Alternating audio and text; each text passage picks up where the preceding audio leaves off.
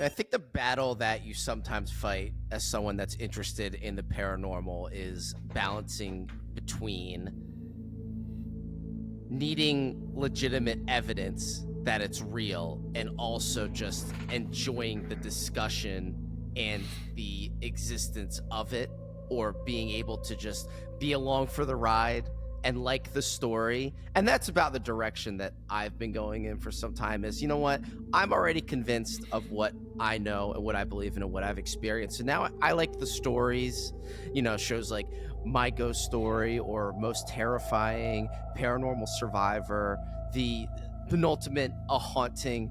I like all of that, but that's not to say that I am interested in instances where there is compelling evidence. There's something that can't easily be explained away, and the person that's presenting it to you is somewhat trustworthy, or maybe has some character flaws or presentations that kind of make it a bit enthralling to dig a little bit further in the case. But there's one that I don't see talked about enough, one that's evidentiary, that has photographic proof, has a great story behind it, and was on shows like My Ghost Story. And that is it's the Pink Lady of Greencastle, Indiana. And I like to say, I'm not an internet historian, but I do like to go back and see maybe there's some old websites, Shadowlands being the oldest one that's been around for a while, but paranormal websites that have come and gone as the hosts of that web service has kind of gone defunct, where the story and the pictures go away along with it. And I'm starting to see now the story of the Pink Lady hasn't been immortalized truly on YouTube yet. Hasn't had a lot of independent write-ups outside of clips from maybe television shows where it's featured. But I think it's pretty, I don't want to say compelling, but it's in your face. And if it were to be faked, it'd be difficult to. And again, the negatives were investigated and confirmed to not be tampered with. Okay, so there seems to be some credence to these pictures, and the ghost lady of the Pink House. I first saw this when I was just had My Ghost Story, and I think it was on the Bio channel at the time years ago, where there was a man talking about investigating this typical mansion on the outskirts of town in Greencastle, Indiana, which is outside Indianapolis, wherever that may be. Don't ask for me to point it onto a map. I just love how like each state has their own ghost story. It's like the Ohio State spooky highway or something like that. I always joke about that, where there's supposedly a Hoboken monkey man, and they'll just have anything anywhere at this point. As a New Jersey native, I've had the Jersey Devil implanted into my brain since birth, but every state has a lesser. That might have been the genesis of the urban myth, is the Jersey Devil, because every state has their own, and then Weird New Jersey popular. You need something to tell the campfire, right?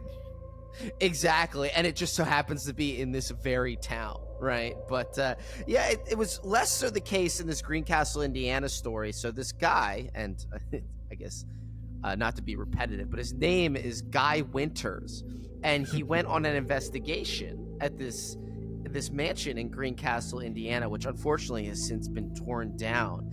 And he said there were some interesting parts to come out of the investigation. One of them was that he said he was in a room where there was nothing scribbled on the walls, or it was a blank wall. And then he came back into that room at some point during the investigation, and apparently there was writing on there. I don't know if it had like a date on it or a little quotation, but there was something on the walls there that wasn't there previously. And he said that some of the people that he was investigating with were getting really uncomfortable, started to get upset, started to want to leave the house. So there was obviously some sort of effect that this house was having on its investigators, supposedly, right? So when they were walking around the house, they started to take some pictures, go on the outside of the house and take some pictures. They were getting a cold sensation. They were starting to see some sort of supernatural mist maybe forming, and taking pictures of that. So just kind of like really typical ghost story events unfolding in front of them.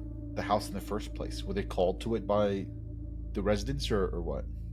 So he supposedly heard about it from someone else that was interested in investigation as well. And this is obviously before the Ghost Adventures days, maybe even before Ghost Adventures. Sorry, not Ghost Adventures, Ghost Hunters, which was kind of started the entire phenomena. This was before that. So I think it was just like informal fun, like, hey, and there was a house near where I grew up called the Pentagram House.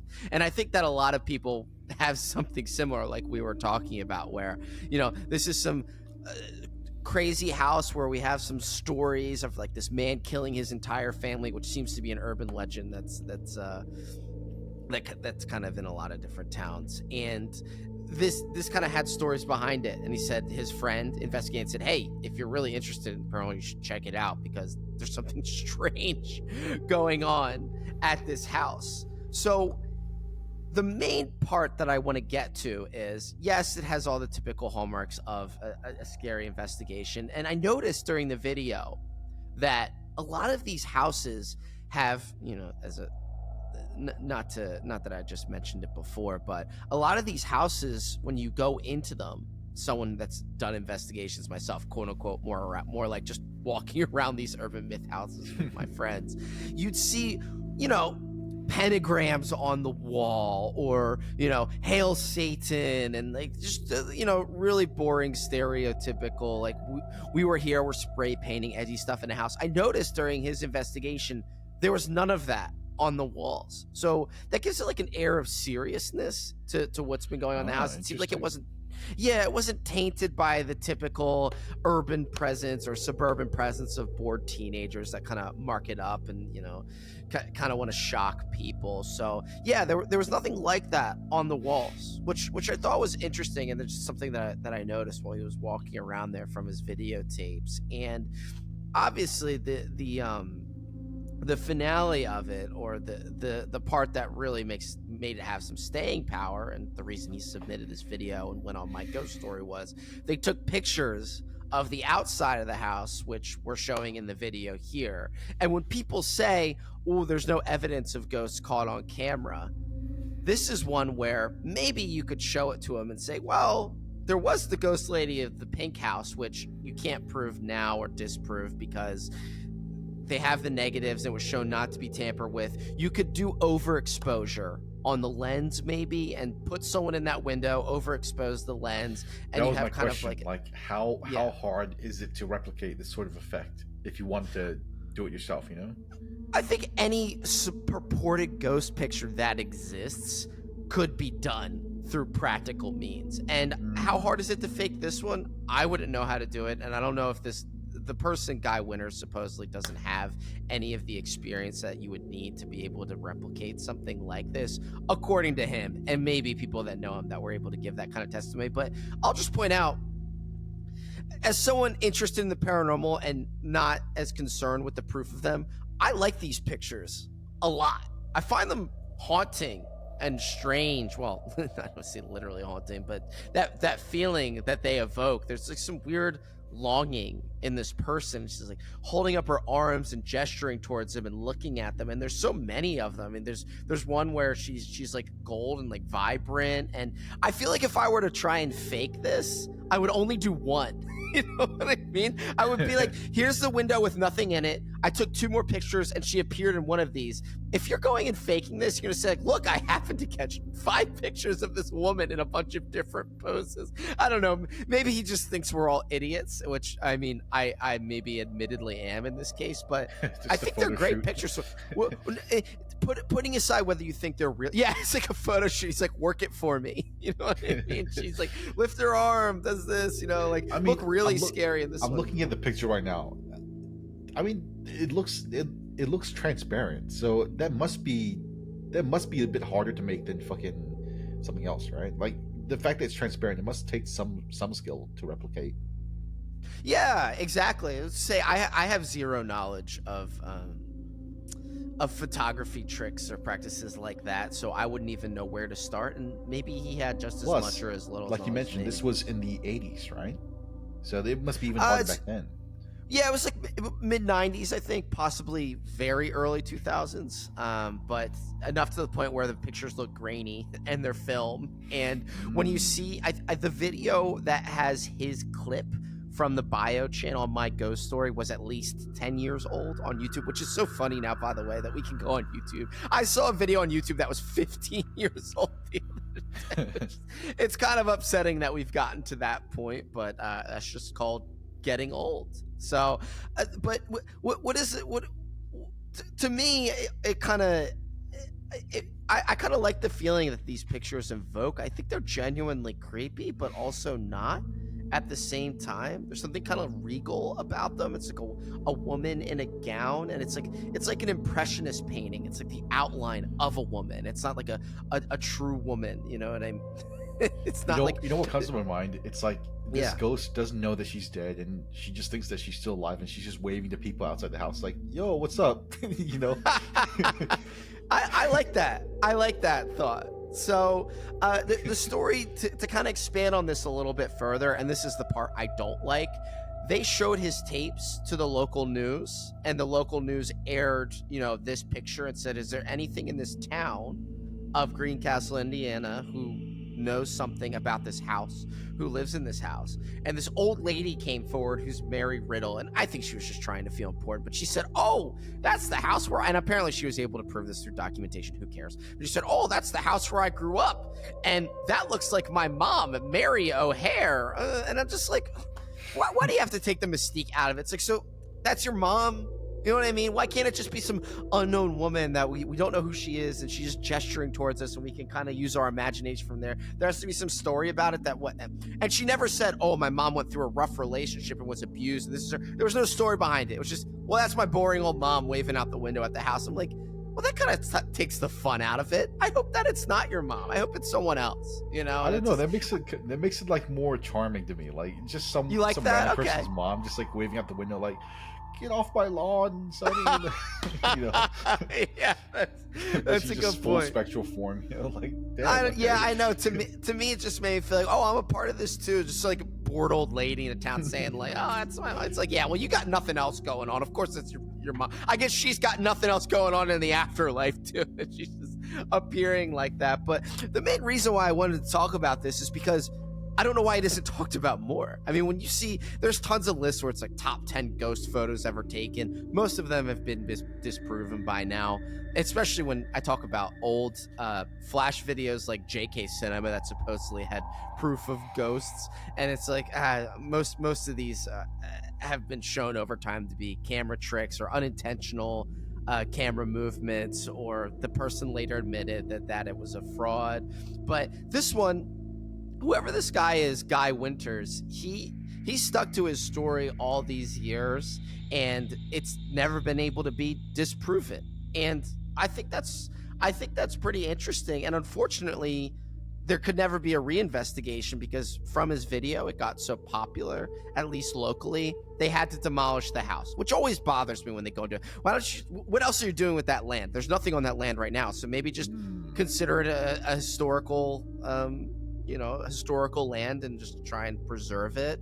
It's probably the only reason anyone will ever bring up Greencastle, Indiana in their lifetime. But what I don't understand is, why isn't this photo more popular? Maybe because it's too good. It's not maybe a minimal ghost photo where you can make out a little bit of a face. It's just extravagant. I mean, it is a pretty jarring photo, so there must be some reason to it. It didn't pop off the way it did. Like, yeah, once, right? Why didn't it pop? So when I think of popular ghost photos, I think of Ghosts of Newby Church or the Brown Lady, or ones that have just been around for quite some time. There's always this one of this of a cowboy in the background that wasn't there when the photo was taken, and it's just, those are all like those are the big ones that are always talked about. Why is it this one constantly in the conversation and constantly being scrutinized? You can only find a few latent threads about it that are 5 or 6 years old. No one ever talks about these pictures, and I think they should. And maybe it's because people who believe already believe, and people who don't believe and need to be convinced are, they're like, well, this could be replicated, so forget it. It's like, well, you never got any proof that it was replicated, so why can't we talk about it a little more? You could easily disprove any picture that's ever taken of the paranormal by just saying that and be like, well, it could be replicated. Anything could be. So I don't know. I think there's something there, but my favorite part about it, there's an extended, and this was so needless from the person guy winners, and it didn't make me doubt his story, but it just showed me he was an eccentric guy. You kind of have to be to investigate ghosts in the first place, I feel. But he said that not that this ghost blessed him, but it maybe like pointed him in a different direction in life, because when he was filming this, or when he went on this investigation, he was going through a rough divorce and he had no home to live in, and this woman, this haunting woman that just kind of changed the trajectory of his life, she had a home at the time, which was the one that he was recording in this video. So he said, at the time I was divorced and essentially homeless, and I was going on this investigation, and she was in the afterlife. The pink lady was in the afterlife, and she had a home. And then he said, now her home is torn down and I live in a great house. And I said, damn, why'd you have to do her like that? That was so weird. And he said, you know, she not sacrificed herself, but showed him a different way in life. But I said, man, why'd you have to ride on her at the end there and just say like, yeah, now you're homeless and I'm not? I'm like, damn, just like a little bit of a diss track at the end by the ghost investigator. Like, you didn't have to dance on her like that. Well, if there's no sightings of her ever since that initial time, maybe she went to the greatest home there is, the kingdom of heaven, you know? Maybe his investigation, maybe the warmth of his investigation ushered her into the afterlife, and she blessed his life after that. That's an interesting thing to think about. She let him hit the upgrade button, and she hit the ultimate upgrade button herself. The true afterlife. Yeah, maybe you know, in the same way her daughter said, this is my mom, actually, maybe her mom wanted to be noticed one last time. She said, look, here I am, please. So I just had to grow up with my annoying daughter who just sits around waiting for local news to talk about my ghost, and she just motions and said, this is actually, look at me, you know. And then she was ready to move on. Yeah, she's just like chilling as a ghost, and she's like, oh my god, is that my fucking dumb bitch daughter? No, I gotta get out of here. Yeah, I'm out. Yeah, she's gonna bother me again. So I won't point you out how to find it, but I wanted to make a video talking about this just because I think it isn't spoken about enough. And here's another YouTube video that hopefully will stick around for a long time, talking about the pink lady. And the more we talk about the pink lady, maybe more people will be exposed to what I think is a great photo of the paranormal. Will I call it evidence? I don't know. But it's at least emblematic and indicative of like a haunting, ghostly specter that I like. I like looking at it. I think it's interesting. I think it's a little scary, actually. Parts also, of it. before we cap off, I'm looking at these pictures right now. What am I looking at for the bottom middle picture? I've been looking at this for like the past 5 minutes, trying to figure out what I'm looking at, but I can't. The bottom left one, the black and white one? No, the bottom middle one. You don't see the outline of a person with their arms stretched out in a gown? You don't see the hair? No, but like, am I looking that through a doorway, or is it a corridor? Or yes. So supposedly, so they have a red hue, the top three and the bottom right one. Those are from the second floor window. He supposedly took another picture of the first floor, and it showed the golden woman, which makes me think that they're two different people, maybe. I don't know if this is like a siren home or something like that, but yeah, it's supposed to be a first floor picture. So yeah, I mean, that's pretty interesting. I thought you were talking about the bottom left one. That's one where they were wiling a little bit. He's like, yeah, and then when we developed it, put it black and white, it was a skull. There was a skull. I'm like, why are you throwing a skull in there? I'm looking at. I thought it was just a picture of the ground. I didn't realize there was a person inside that. Supposedly, I don't know. That's what they're trying to say. And then there's another part of the investigation where he said, yeah, and then some weird mist started flowing in front of our camera when we were recording, and I'm like, I'm sorry, I'm out on that. I'm a huge paranormal buff. I can't do orbs and I can't do smoke. It's just, there's too many natural factors that can go into that. And I don't even think it's interesting. It's like, oh, wow, you're a spirit and all you could do is be a little orb or I'm sorry, you're going to have to do better than that. I don't care about that. I don't have time for that. There's too much of that going on. But that's a good point, actually. If you were a spirit, why would you choose an orb which could appear naturally? Ideally, you want to appear as a cube, right? I don't think they have much of a choice. Dude, if you were a cube, that would be undeniable proof that would be supernatural. Yeah, if you could form yourself as a circle, why not just make yourself give yourself one angle. Just one is all we're looking for. Then people are like, well, you know what? It's not a lens flare effect because lens flares aren't a cube. So just floating cube. Spectral 3-dimensional cube just taunting shit. Hey man, I wouldn't be able to deny that. So that's not bad at all. So all right, we'll conclude this one. But hey, I've given you all you need to do to research this one. Guy Winters, Pink Lady Ghost. Do all that and Google Guy Winters, Pink Lady Ghost debunked. Maybe you'll come back with something. I don't know. I didn't when I did. It's just, there's just not a lot of information around this picture, and it's one of the greatest paranormal pictures ever taken. So take a look. But until next time, we'll see what's behind the scary door.